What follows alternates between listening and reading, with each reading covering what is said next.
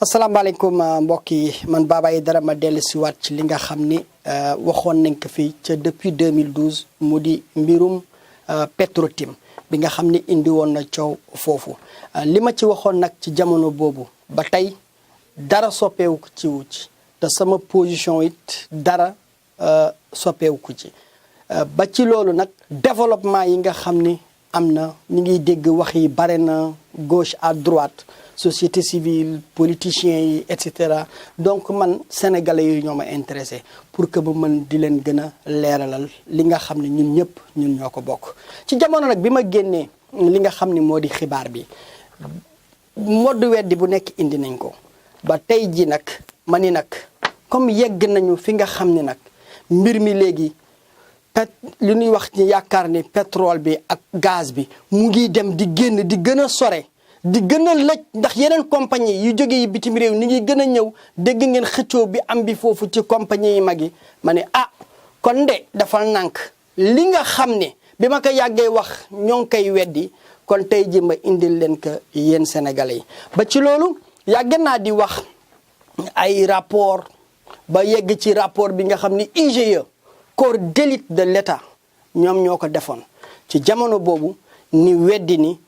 IGE musul def rapport comme nu nu weddee woon ni Macky Sall signé wul décret bi naan Abdoulaye Wade moo signé décret bi di ko weddi de 2012 jusqu'à 2014 bi nu demee ba génnee décret bi tekk ci table bi ñu ni continuité d'état kon nangu nañ ñu kon Macky Sall moo signé décret bi liñ doon weddeti nag man bi may wax yëpp maa ngi woon ak sama document yi toog ndax lu wér laa doon wax te moo tax plainte boobu ngeen di dégg du mës a dem fenn parce que xam nañ ne plainte bi bu demee ci kanamu procureur bu demee ci juge ba bu nu tegee dinaa indi sama ay document teg kon nag tey jii jot na ndaxte affaire baa ngi gën di lëj te nag sénégalais yi rek lay waxal ma ne leen li nga xam ne ñu ngi ko doon weddi mu di décret rapport IGE ma indi ko finalement ma bokk ko ak yéen ndax yéen a moom alal bi nga xam ne moom lay wax kon ba ci loolu premier ministre weddi na gouvernement bi weddi nañu ni rapport IGE amul ba ci loolu dinaa leen njëkk tegal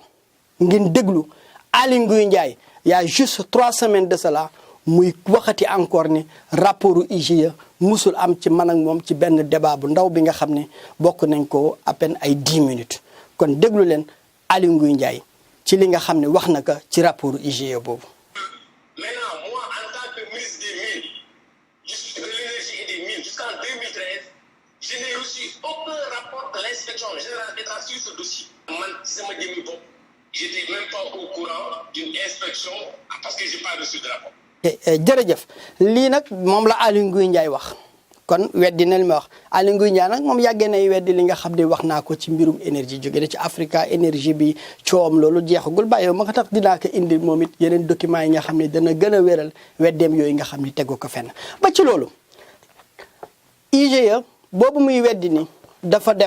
deful benn rapport wala deful benn investigation gannaaw bi ngeen ko dégloo IGE man ma wax leen lan la IGE def IGE dem na tasanteeg ay kàngam ci Petrosen ci nguurum Sénégal ci ñëpp ñi nga xam ne yaakaar nañ seen loxo laal na ci mbir ma tey jii nag suñu vidéo bu njëkk dinaa leen indil ñetti kàngamu Petrosen lan nañu wax ci bi ñu jàkkaarloog agent wu IGE yooyu agent wu IGE bi ñu ñëwee donc wax nañu ak ñoom ñëpp tey ñetti nañuy indi kenn ki moo di kii nga xam ne tey jii moom mooy directeur u Petrosen mu di Mamadou Faye ca jamono boobu moom moo doon conseiller technique foofu ca Petrosen ba tey yàlla def mu nekk directeur moom ngeen di dégg sax ci rajo yi ak ci télé yi muy wax waxu Petro-Tim di défendre di wax yu kenn ki nga xam ne wute naag li mu waxoon fii ak keneen ki nga xam ne tamit moom moo di conseiller exploration wu Petrosen mu di kan Alfousseynou Wane kooku tamit dinaa leen indil tey jii si suñu phase bu njëkk bi moom it lan la wax nitu ndaw IGE yooyu le ak keneen ki nga xam ne mooy conseiller juridique bi mu di Aïssatou Sy moom it lan la wax kon tey jii ci ñett ñooñu nañuy yemale première phase bi après ba ci next week semaine prochaine ni indi leen étape par étape ba ci recommandation yi li IGE wax ak li IGE di ragal ak lu IGE constaté kon tey ji ni commencé ci ki nga xam ni moo di Mamadou Faye mi nga xam ni tey ji moom moo toog ci Petrosen na ngeen jàpp nag ni moom ñoom ñoo waxoon ni rapportu IGE amul kon li ma leen di njëkk wax ni rapportu IGE boobu lu am la léegi nag dafa am li nga xam ni dinaa leen ko indil bu nu paree ci kàngaam yi lu nu wax mooy lan moo waraloon IGE jóg ak kan moo yabal IGE kon bu nu commencé ci PV bu njëkk bi nga xam ni IGE def na ko mu ni l'an 2012 le 10 juillet à Dakar nous Gallo Samb et Oumar Sarr inspecteurs généraux d'État en vertu de l'ordre de mission numéro 035 PRCAB IGE du 30 mai 2012, prescrivant une enquête au niveau de la société Petrosen, avons procédé à l'audition de M. Mamadou Faye en sa qualité de conseiller technique à Petrosen. Ni joxe identification, prénom, Mamadou, nom Faye, date et lieu de naissance, nom, numéro de la pièce d'identification, fonction, conseiller technique à Petrosen. Ni les questions. Première question. Êtes-vous membre de la commission d'évaluation de Petrosen? Sa réponse. Je suis membre de la commission de négociation. Quel est le rôle de cette commission? La commission a pour mission d'examiner les demandes de permis de recherche pétrolière. Elle procède à une évaluation technique et financière des compagnies demandeuses. Je précise qu'avant l'an 2000, nous partions avec les compagnies pour faire la promotion du bassin sédimentaire sénégalais. Mais en 2000, il y a eu une rupture en ce sens, que nous recevions beaucoup de demandes des compagnies de petite taille comme de grande taille. Et il arrivait que certaines petites compagnies se faisaient octroyer le permis, entreprenaient quelques travaux pour ensuite céder leur permis, c'est-à-dire rechercher des contrats dans un but spéculatif. Est-ce que toutes les demandes de permis de recherche sont communiquées à la commission d'évaluation pour évaluation ou négociation? Normalement. Est-il arrivé que vous n'avez pas vu certaines demandes? À ma connaissance, non. Pouvez-vous nous décrire la procédure d'octroi des contrats? Nous sommes saisis soit directement par des compagnies pétrolières de leurs demandes, soit par le ministre chargé de l'énergie qui nous transmet les demandes qu'il a reçues directement des compagnies. Selon le cas, nous procédons soit à une évaluation, puis nous faisons part de nos conclusions au ministre, soit nous procédons à une négociation à sa demande. Au terme de l'évaluation effectuée par la commission sur les recommandations formulées, le ministre procède soit au classement de la demande, soit demande à la commission d'entamer des négociations avec la compagnie concernée. Êtes-vous au courant d'un contrat signé avec une compagnie dénommée Petrotim? Oui. À quel moment avez-vous été au courant? J'en ai été informé par le directeur général qui m'a montré dans son bureau le contrat signé et approuvé début avril 2012. Je me souviens que c'était la veille d'un de ses déplacements hors du Sénégal. Je vais vérifier et donner la date exacte. Est-ce la première fois que vous avez vu ce contrat? Oui. Est-ce à dire que le contrat n'a été ni évalué ni négocié par la commission? Personnellement, je n'ai pas participé à une réunion d'évaluation ou de négociation relative à une demande de permis de recherche de Petrotim. En quels termes le directeur général vous a-t-il parlé de ce contrat? Devant assurer son intérim, il m'a tenu informé, entre autres, du dossier Petrotim qui venait d'être conclu. Vous souvenez-vous de la date du contrat?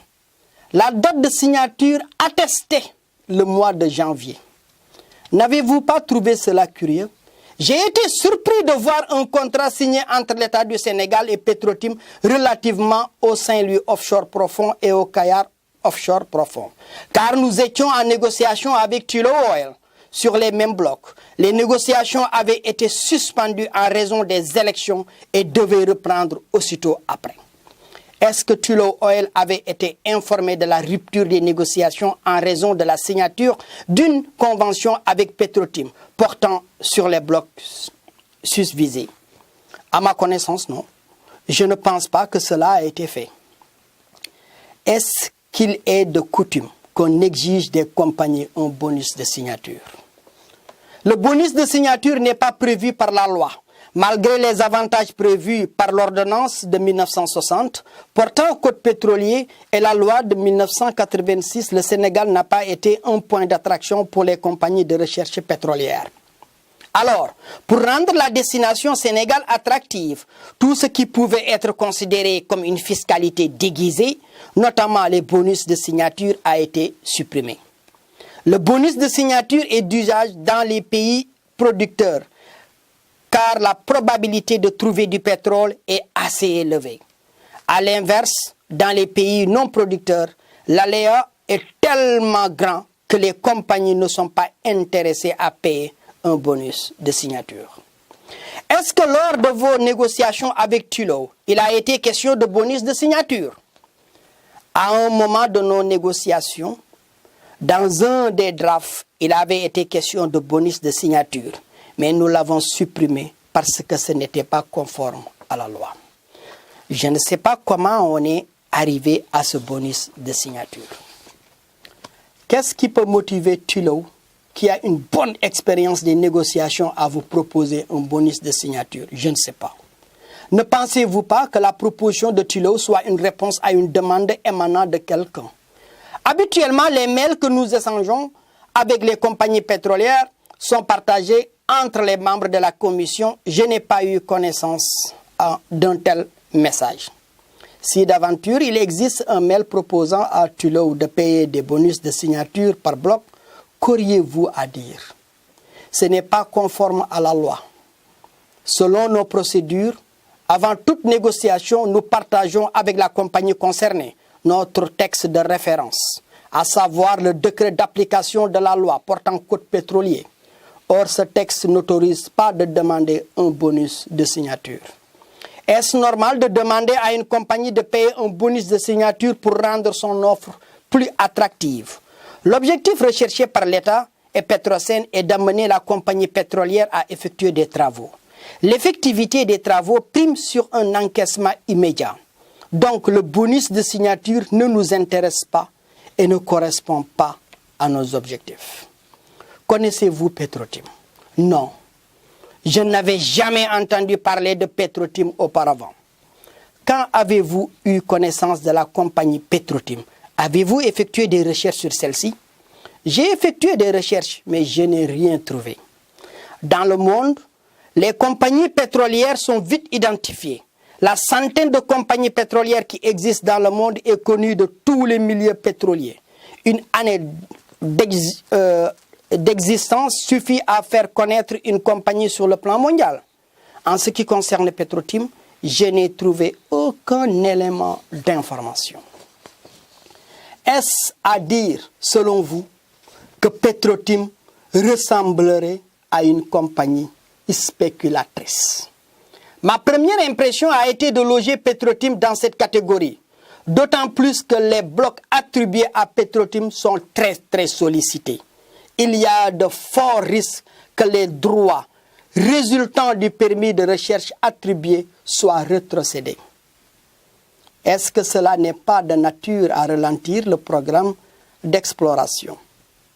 Effectivement, les compagnies à moyens limités peuvent rencontrer des difficultés financières ou mettre du temps à trouver des partenaires qui acceptent de les accompagner dans la poursuite des opérations de forage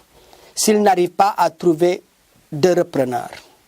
Ils demandent à bénéficier d'extension de la période de recherche, ce qui aura pour effet de ralentir l'exploration. Est-ce la raison pour laquelle, dans vos procédures d'évaluation, Petrosen privilégie les critères relatifs aux qualités techniques et financières des compagnies? Effectivement, on privilégie ces critères qui sont d'ailleurs une exigence de la loi. Donc, sur le plan stratégique, le Sénégal n'a pas d'intérêt à signer avec Petrotim? Non. Et non. Kon bu ñu dégloo li nga xam ni kii di actuel directeur Petrosen bi muy wax lii ci 2012 conseiller la woon foofu ca Petrosen tey jii waxam mu wuteeg waxu dembam bi te kii bi mu koy waxal ñi mu ko doon waxal ñooñu nguur njiitum réew bi moo leen yónni waaye tey gis ngeen waxam soppeeku na moo tax ma ne woon tey jii ma indi waxam te gis ngeen wax nangu na tey fii ca 2012 bi muy waxanteeg inspecteurs yi mu di le 10 juillet 2012 ci boppam nangu na li nga xam ni nga ko doon wax depuis 2012 que ni Petrotim bu nu xoolee ci code pétrolier wu Sénégal yellawul licence bi dafa am lu làqu ci gannaaw moo tax ni jox ko lu làqu ci gannaaw nag bu ma paree ci li nga xam ne wax nañ ko léegi ci ñi nga xam ne war naa leen indi lu nu wax dinaa leen wax lan moo làqatu ci gannaaw kon bu nu toppee ki nga xam ni moom mooy directeur bi tey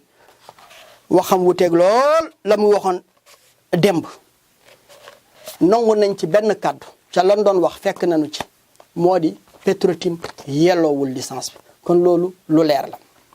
nu may def damay ñëwaat léegi ci ki nga xam ni moom it nekk na ki nga xam ni kàngam la ci biir Petrosen mu di Wane Alfousseyni Wane moom conseiller exploration la foofu ci Petrosen ngeen déglu lan la Alfousseyni wax. donc ma ñëw ci ki nga xam ni moo di Alfousseyni du conseiller exploration ñaari enquête kat yu IGE yónni yu président de la république yónni ndax moom rek moo leen mën a yónni mu di Gallo Samb ak Omar Sarr toog na ñoom moom mu di Alfousseyni confirmé na turam confirmé santam ni daal di dem ci li nga xam ni moo di question yi. Depuis quand êtes-vous à Petrosen? Je suis agent à Petrosen depuis 1990. Quelles ont été les fonctions que vous avez occupées à Petrosen? J'ai été chef de la division exploration, puis directeur de l'exploration et directeur de la promotion. Êtes-vous membre de la commission d'évaluation et de négociation? Oui, je suis membre de la commission de négociation depuis sa création. J'ai pratiquement assisté à toutes les négociations avant la mise en place de la commission. J'étais un des principaux négociateurs pour Petrosen. Sur quoi portaient habituellement les négociations?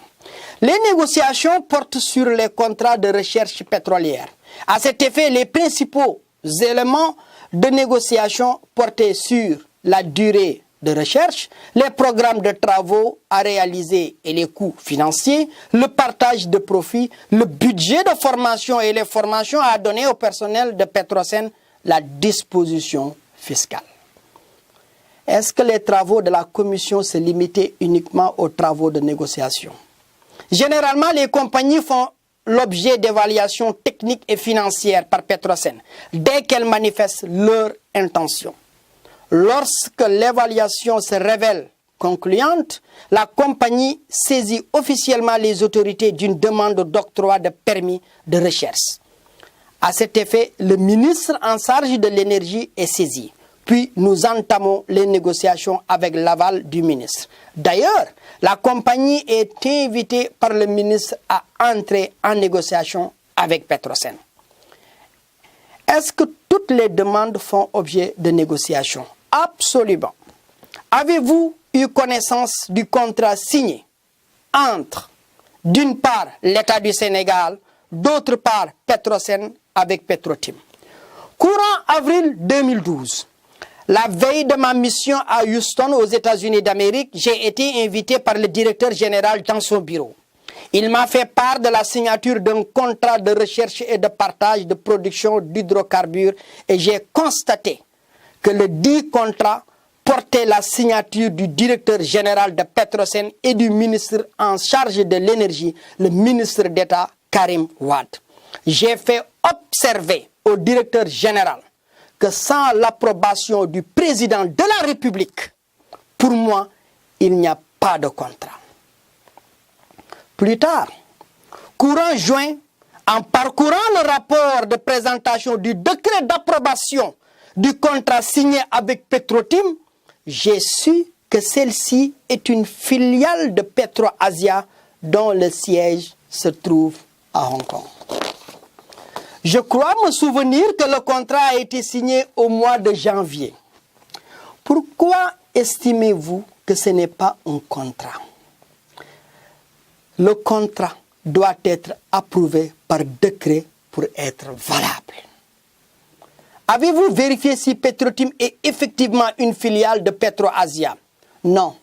Je ne connaissais même pas l'existence de PetroAsia, à plus forte raison de Petro-Tim. Est-ce que la commission de négociation a été saisie de la demande de Petro-Tim? À ma connaissance, non. Pour vous, quelles peuvent être les conséquences?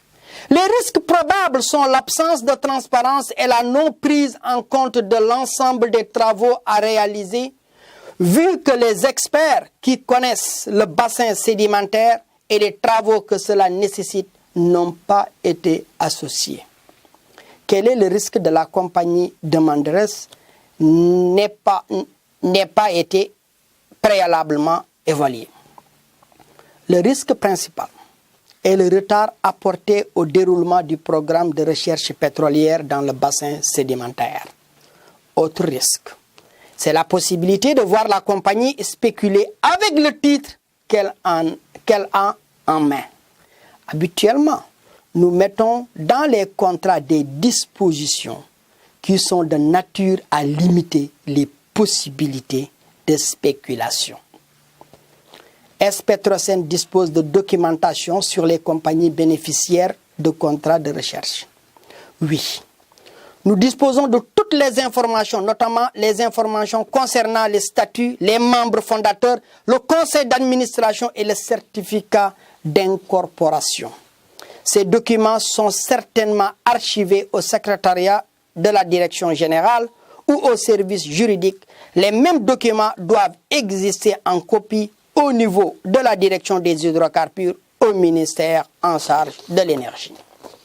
Est-ce que les compagnies bénéficiaires du contrat de recherche payent un bonus de signature? Depuis 1986, le Sénégal a opté pour la suppression du bonus de signature. L'objectif était de rendre le Sénégal attractif en facilitant l'accès de la destination Sénégal aux compagnies de recherche pétrolière. Le bonus de signature est de pratique dans les pays comme par exemple l'Angola, le Nigeria, la Guinée équatoriale, qui sont des pays producteurs de pétrole où la probabilité est forte de trouver des gisements intéressants.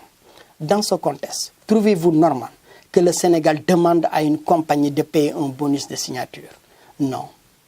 Une telle demande serait en porte-à-faux avec les motivations de l'exposé des motifs de la loi portant code pétrolier.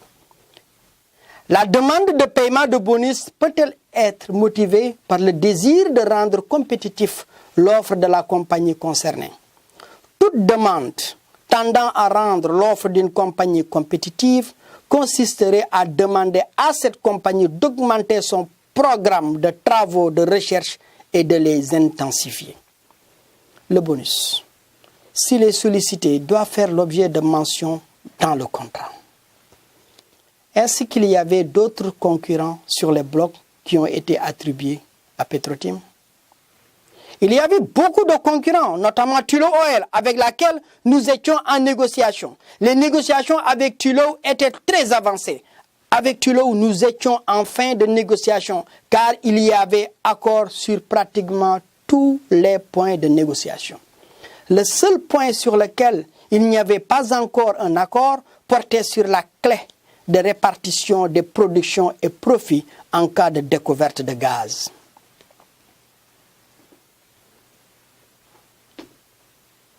Je rappelle que Tullow, qui a été subrogé dans le droit d'énergie Africa relativement au Saint-Louis offshore peu profond, a demandé à bénéficier de contrats de recherche portant sur le Saint-Louis offshore profond et le Kayar offshore profond. Lorsque j'ai constaté que ces deux blocs ont été attribués à Petro-Tim,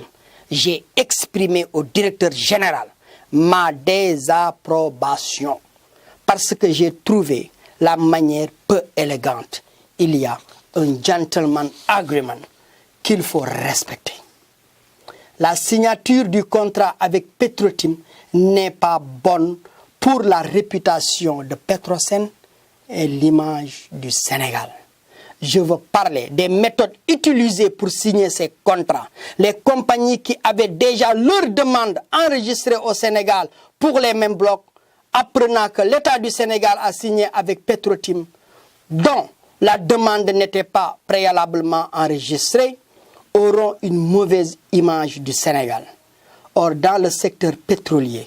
les acteurs se connaissent. Il a été précisé à Tullow, dès l'entame des négociations, qu'il n'y a pas de bonus de signature. Fait clos le 13 juillet 2012 à 12h à Dakar. Et on signait Alfousseyni Wane,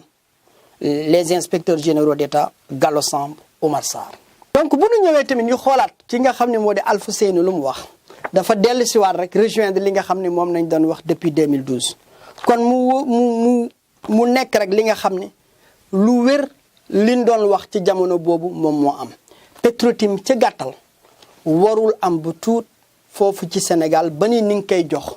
ay bloc yu rëy yi nga xam ne tey jii adduna bi yëpp ni ngi teg seen bët ci bloc yooyu ndax bloc boobu tey jii war na tax doomaanu Sénégal buy jàngi bitim réew sax bloc yooyu war na fay jàngam ba di jëndal sax billet ndax yeneen dëkk yi noonu la seen ay doom di bénéficier wu ci pétrole bi waaye tënk nañ ko ci benn anam bi nga xam ne du kenn nag ki nga xam ne njiitum réew mi la te ci loolu dinaa ñëw ma confirmer waat li nga xam ne moom ci boppam def na ko yónni agent yii ñi dem defal ko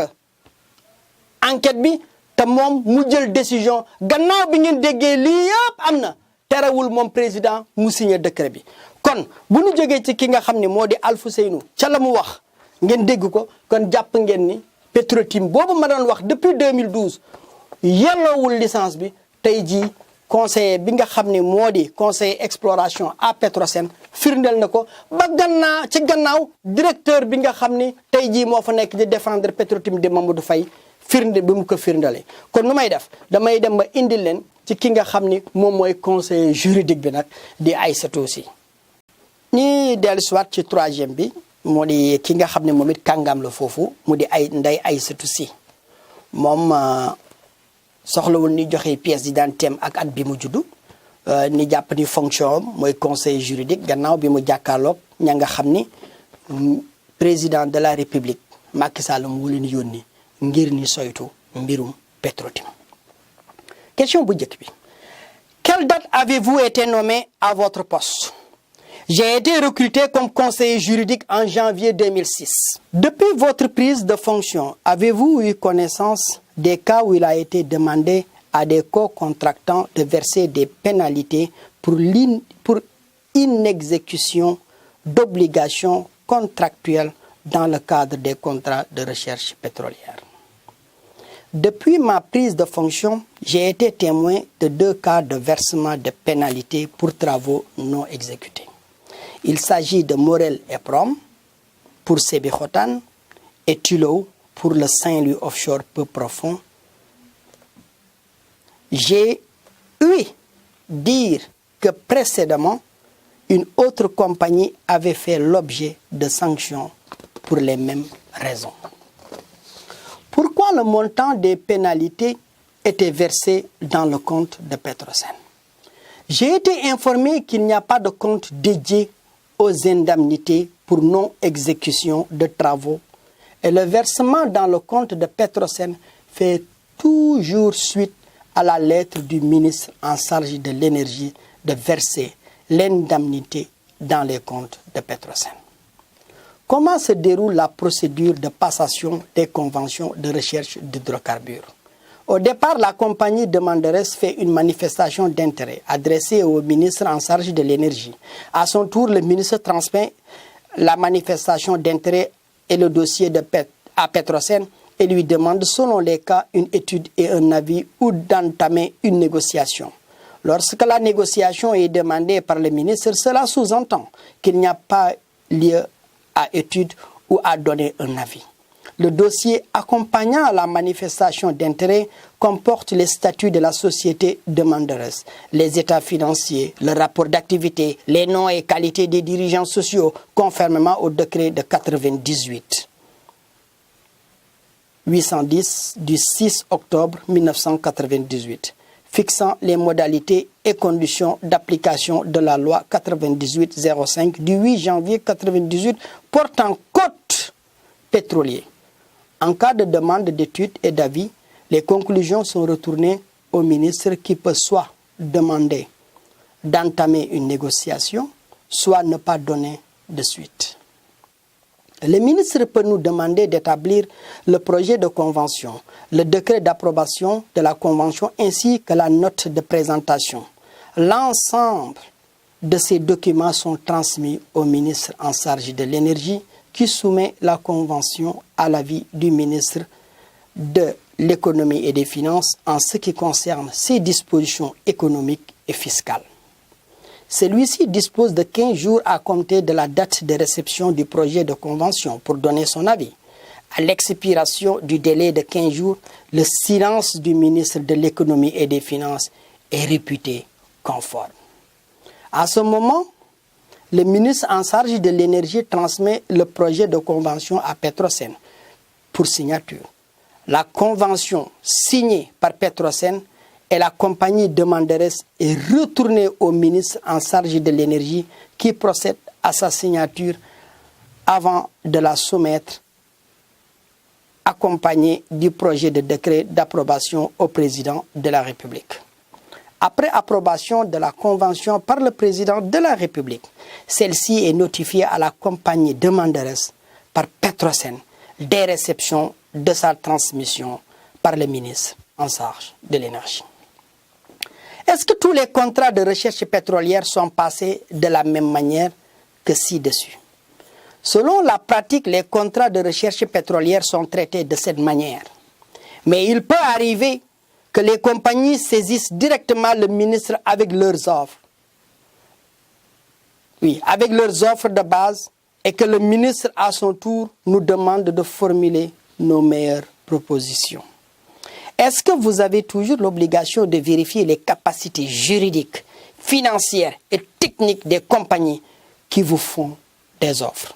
Oui, on vérifie avec les bases de données que nous avons, sinon nous allons sur le net pour vérifier.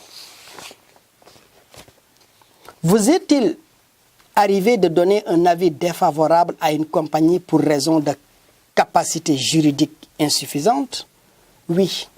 Il nous est arrivé de mettre un avis défavorable pour capacité insuffisante, technique ou financière.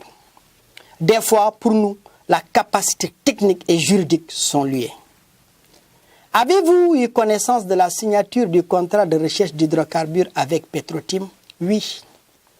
Comment et quand? Au mois de mars, courant mars, le directeur général nous a convoqués, le directeur de la promotion Medou et moi, dans son bureau. Il nous a demandé de lui préparer un projet de contrat avec les meilleurs termes pour Petrotim. Je pense que c'est durant la semaine du 19 mars 2012. Est-ce qu'on vous a remis un dossier de base Petrotim en vue de la préparation du projet de contrat? Réponse, non.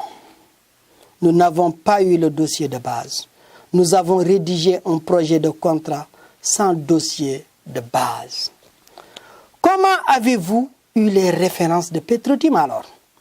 Nous avons fait des recherches sur le net et avons découvert que Petrotim est une filiale de la société PetroAsia.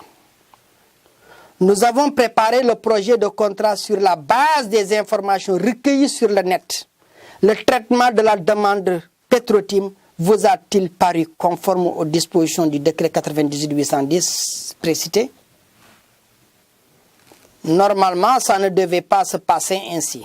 Mais il nous arrive de travailler sur instruction,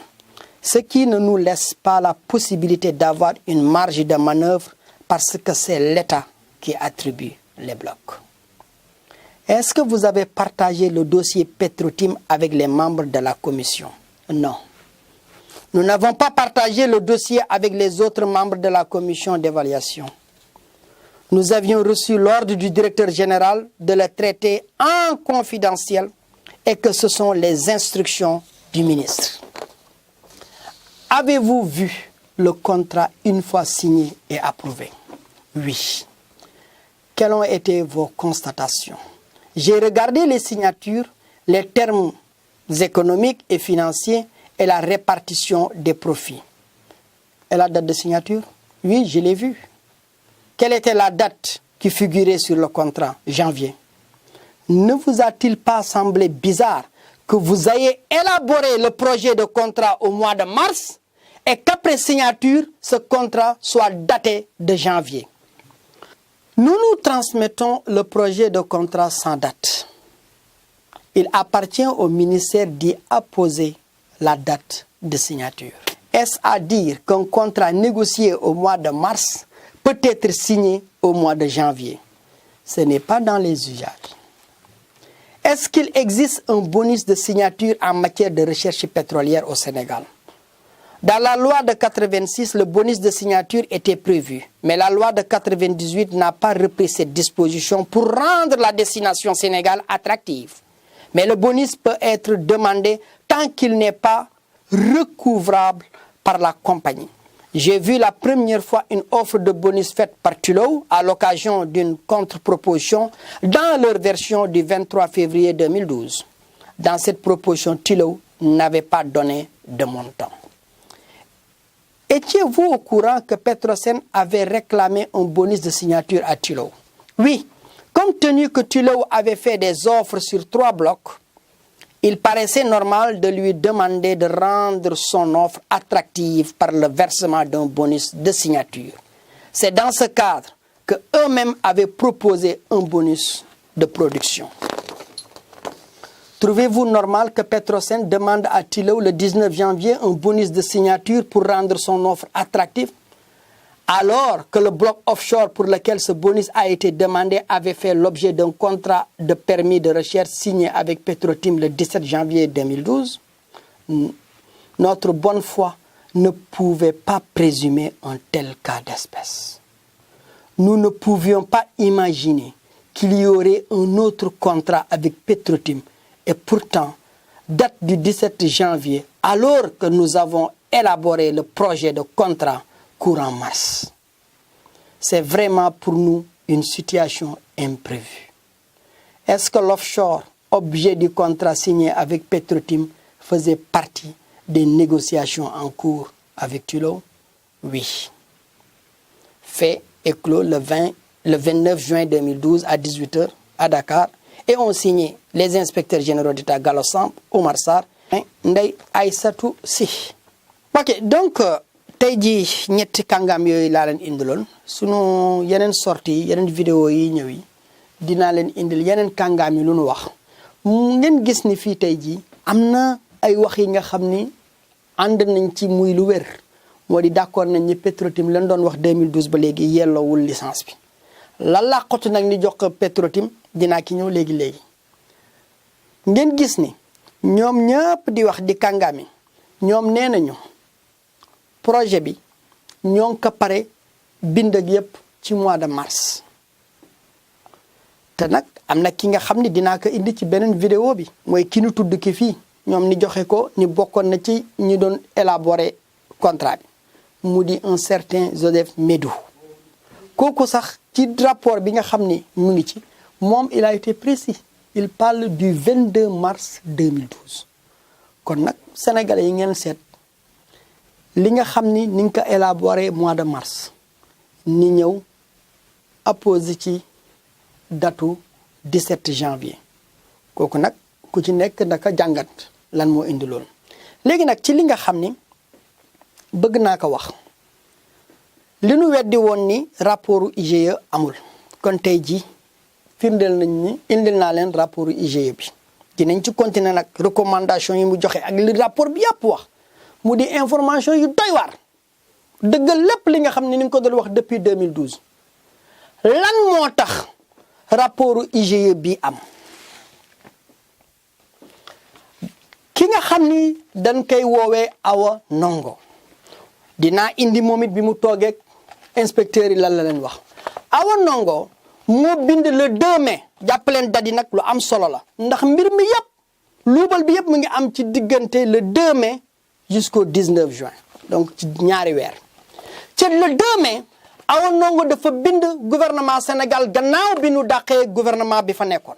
mu ni leen kat ñun kat danoo liggéey ba sonn ci zone bi nga xam ne moo di Ndar ak booru Kayar ci benn contrat bu nu amoon ni yaakaar ne ak lanu fa jot a def ak li nga xam ne sunu sees mi gi dem na ba jox nu ni yegg ci yenn zone yi nga xam ne sax xëy na foofu jotaguñ ko woon am looloo tax ni yaakaaroon ni te mën nañu ñaan Sénégal ni am loolu ba ni nekk ak Sénégal di négocier ba ñu yëg ni ndekete li ñuy nekk di négocier ba fay lu toll ci 3 millions de dollars ci ay amende ci yeneen teen yi nga xam ne dañu tardé loon liggéey bi ngir mën a yaakaar daanu am boobu licence ni leen koy yaakaarloo di leen dundal boobu yaakaar ndeke ci suuf signé nañu contrat ak beneen compagnie bi nga xam ni moom nañuy woowee Petro-Tim ca 2012 maa ngi leen doon wax ni Petro-Tim remplirul conditions yi ndaxte moom dañ ko signer contrat te juddoogul moom la ñii dëggal fii bi ñu jàkkaarloo ka nga xam ni ñoo di inspecteurs yi ci loolu nag président de la république bii lettre Tullow Oil boobu ñëwee mu di Awa Ndongo Aly Ngouille Ndiaye moo jël lettre bi teg ko ci taabalu kii di président de la république ci xibaar yu ñu jot sax président de la république keroog jóg dafa ni tey jii am na occasion pour seqar ñi ab Karim Wade ak baayam ba ci loolu mu ni ñii jóg leen ngeen dem lijjantil ma lii balaa may signé benn décret bi nga xam ne dina joxe licence bi ndax dañuy fàttaliku di contrat ci code pétrolier Sénégal joxewul licence su pétrole décret d'approbation rek moo koy joxe te décret d'approbation ba kenn moo koy signé ku dul président de la république kon balaa mu doon signé décret d'approbation bi yónni na ay ndaw ni dem saytul ko loolu lan la waaye ndaw yi bi ñu demee di saytu ni ngi commencé donc nee naa leen plainte bi mu ngi yegg si le 2 mai le 15 mai moom président jox ndigal IGE ni jóg def enquête bi IGE ci le 15 mai boobu ni pare enquêteurs yi commencé génn le 30 mai biñ ci tegaatee yeneen ñaari semaine waaye moom président moom musoon wax ni moom bu yegsee ci nguur gi bépp signature contrat bu nu signé woon te jaarul yoon wala ni signé ko ci diggante ñaari tuuru élection yi du ko dana ko xoolaat balaa mu koy approuvé wala dafa leen di sax dàq annulé ko moom moo waxoon loolu audio yaa ngi fi bu ngeen demee si internet bi daa ngeen ko gis donc ba ci loolu mu yëkkati le corps d'élite de l'État ñooñu ci biir bi ñu commencé rek xam nañ ni mbir mi musiba am na ndaxte compagnie bii ñu signé rek kàngaam yi ñu jot a waxanteel wax nañ leen ni kii warul yelloowul licence bi ba ci loolu nag am na ku informé Frank Timis ni que attention am na enquête bu am te enquête boobu di am boo moytuwul licence bi dañ koy nangu ci yow donc licence boobu nag moom Frank Timis bi mu yëgee loolu si la naaw ñëw Sénégal le 23 mai mu bind benn këyit jox Aliou Sall dooley dem sos compagnie ba kay toogal foofu ca Sénégal ba pare ni ko sax enregistré ka sax sa tur moo tax ngeen gis turu Aliou Sall ba nekk noonu ci dossier boobu ni dindi ci APIX moom président de la République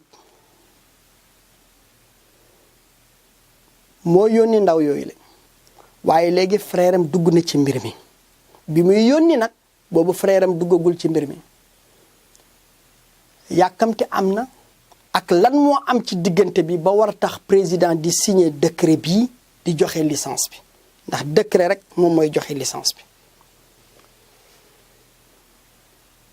donc Aliou Sall le 23 mai jot na une lettre certifiée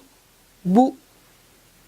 Frank Timis si la dem mu wax ak mag ji di président de la République que que ni lëkkaloo na ak Frank Timis ci mbirum pétrole Sénégal ca loolu nag la lépp accéléré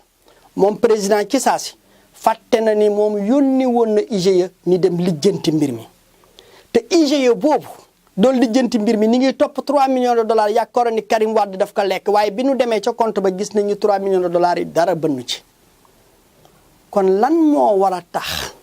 président de la république lan lu bees moo am ba président de la république mi yónni woon ay ndaw ñi dem defal ko enquête bi président xaarul yooyu ndaw lu ko waral mooy Aliou Sall mi dugg ci mbir mi te nag enquête kat ci lu wér Aly Ngouille Ndiaye wax na leen ni attention léegi kat frère président dafa bokk ci mbir mi ba ñooñu loolu wax jooju yegg na ci président weddi li ni mel enquête baa ngay dem nduxur bi gis nañ ni kii yelloowul licence bi Aly Ngouille Ndiaye le 7 juin mu def rapport de présentation ñëw indi jox ko président pour président signer décret bi joxe licence Petro-Tim waaye yow yaa yónni ay inspecteurs généraux d'État te yow rek yaa leen mën yëkkati nga yónni ay ndaw pour ni xoolal lii balaa ngay signer dara xaaruloo leen te montin ni ngi lay jox information ni lu nu gisagum dara baaxu ci ba ngeen dem di seeti xaalis ba nga xam ne wax nañ ni Karim Wade waxoon nañ ko def ci compte Petrosen nu dara bënn na ci te dara bënn ci moom président de la république Aly Ngouille Ndiaye bi mu koy indil rapport de présentation bi moom président de la république xam ne lii Aly Ngouille Ndiaye di wax yëpp du dëgg mais ñoom ñaar ñoo comploté amul beneen explication Aly Ngouille Ndiaye compagnie bi mu wax Petro Asia ni alal bi mu am tas na àdduna bi man sama bopp maa jokkook ñi nga xam ni moo di nguuru Amérique ci nguuru Amérique ni mettre ma en relation ak gouvernement Chine bin ma mettre en relation ak gouvernement Chine ca Hong Kong ñooñu jox ma information bi nga xam ni moom moo di Petro Asia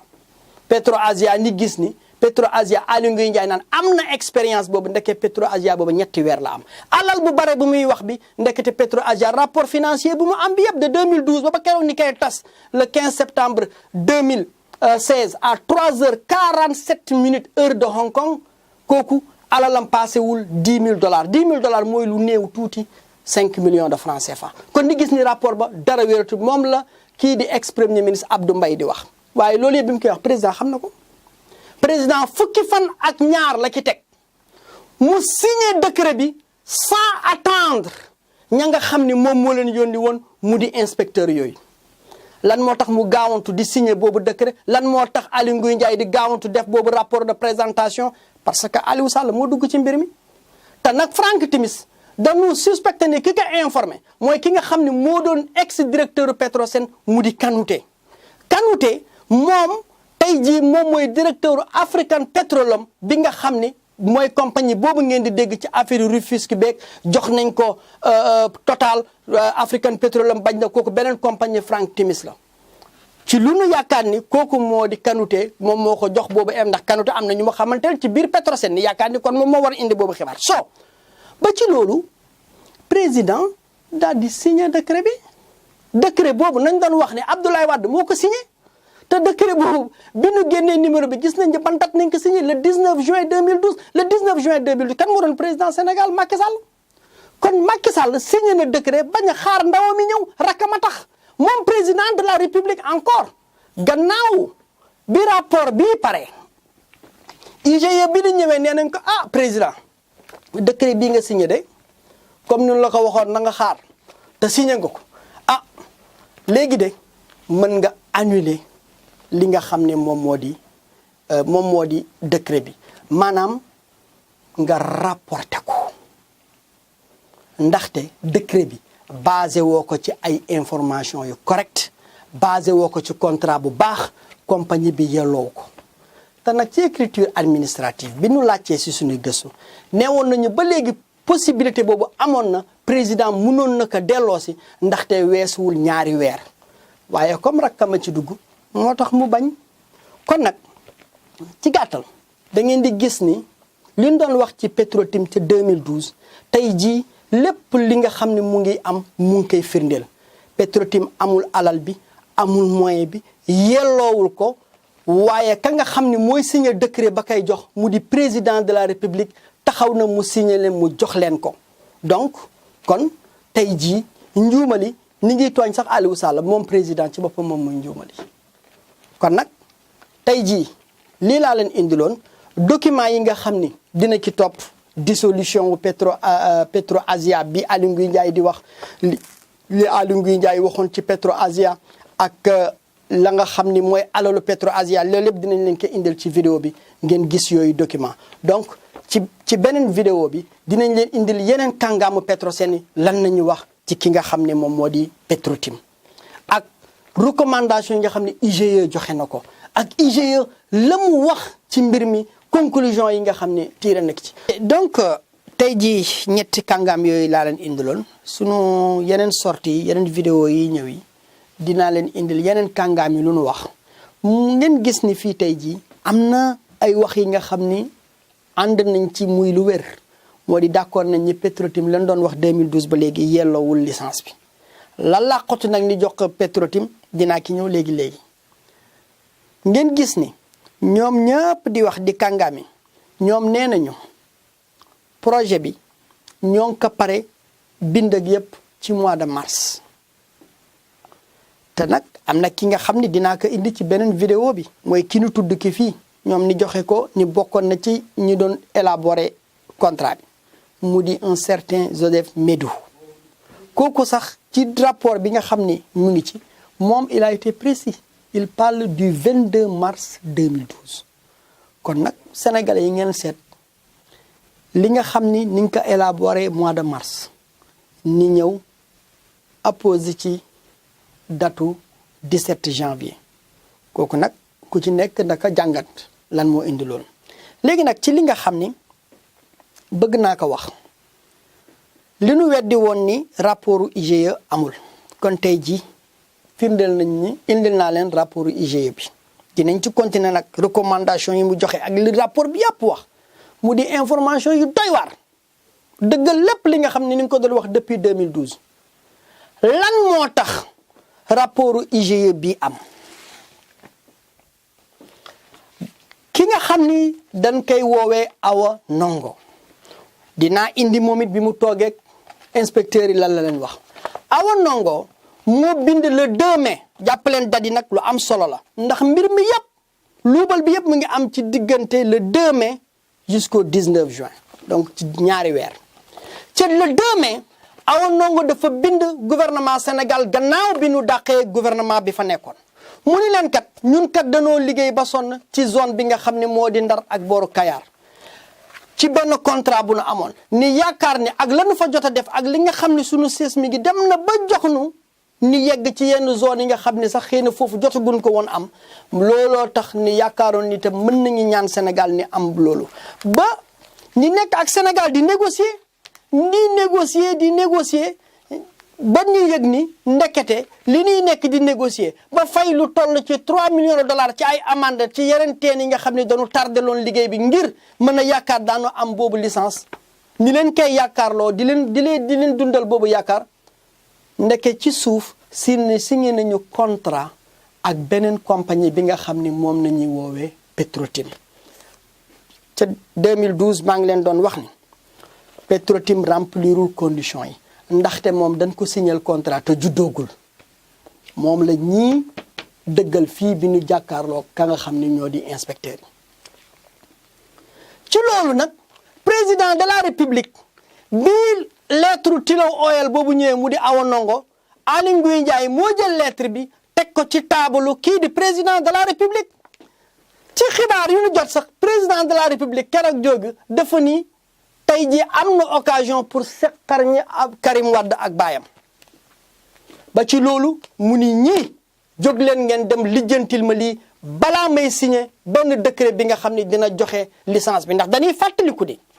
contrat ci code pétrolier Sénégal joxewul licence su pétrole décret d'approbation rek moo koy joxe te décret d'approbation ba kenn moo koy signé ku dul président de la république kon balaa mu doon signé décret d'approbation bi yónni na ay ndaw ni dem saytul ko loolu lan la waaye ndaw yi bi ñu demee di saytu ñi ngi commencé donc nee naa leen plainte bi mu ngi yegg si le 2 mai le 15 mai moom président jox ndigal IGE ni jóg def enquête bi IGE ci le 15 mai boobu ni pare enquêteurs yi commencé génn le 30 mai biñ ci tegaatee yeneen ñaari semaine waaye moom président moom musoon wax ni moom bu yegsee ci nguur gi bépp signature contrat bu nu signé woon te jaarul yoon wala ni signé ko ci diggante ñaari tuuru élection yi du ko dana ko xoolaat balaa mu koy approuvé wala daf leen di sax dàq annulé ko moom moo waxoon loolu audio yaa ngi fi bu ngeen demee si internet bi daa ngeen ko gis donc ba ci loolu mu yëkkati le corps d'élite de l'État ñooñu ci biir bi nu commencé rek xam nañ ni mbir mi musiba am na ndaxte compagnie bii nu signé rek kàngaam yi nu jot a waxanteel wax nañ leen ni kii warul yelloowul licence bi ba ci loolu nag am na ku informé Frank Timis ni que attention am na enquête bu am te enquête boobu di am boo moytuwul licence bi dañ koy nangu ci yow donc licence boobu nag moom Frank Timis bi mu yëgee loolu si la naaw ñëw Sénégal le 23 mai mu bind benn këyit jox Aliou Sall dooley dem sos compagnie ba kay toogal foofu ca Sénégal ba pare ni ko sax enregistré ko sax sa tur moo tax ngeen gis turu Aliou Sall ba nekk noonu ci dossier boobu ni dindi ci APIX moom président de la République moo yónni ndaw yooyu la waaye léegi frère am dugg na ci mbir mi bi muy yónni nag boobu frère am duggagul ci mbir mi yàkkamte am na ak lan moo am ci diggante bi ba war a tax président di signer décret bii di joxe licence bi ndax décret rek moom mooy joxe licence bi donc Aliou Sall le 23 mai jot na une lettre certifiée bu Frank Timis si la dem mu wax ak mag ji di président de la République que ni lëkkaloo na ak Frank Timis si mbirum pétrole Sénégal ca loolu nag la lépp accéléré moom président ci saa si fàtte na ni moom yónni woon na IGE ni dem lijjanti mbir mi te IGE boobu doon lijjanti mbir mi ni ngi topp 3 millions de dollars yaakaar ni Karim Wade daf ko lekk waaye bi nu demee ca compte ba gis nañu 3 millions de dollars yi dara bënnu ci kon lan moo war a tax président de la République lan lu bees moo am ba président de la République mi yónni woon ay ndaw ñi dem defal ko enquête bi président xaarul yooyu ndaw lu ko waral mooy Aliou Sall mi dugg ci mbir mi te nag enquête kat ci lu wér Aly Ngouille Ndiaye wax na leen ni attention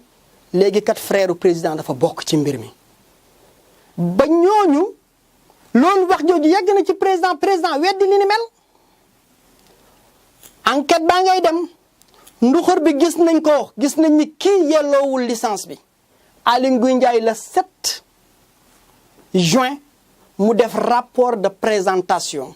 ñëw indi jox ko président pour président signer décret bi joxe licence Petro-Tim waaye yow yaa yónni ay inspecteurs généraux d'État te yow rek yaa leen mën a yëkkati nga yónni ay ndaw pour ni xoolal lii balaa ngay signer dara xaaruloo leen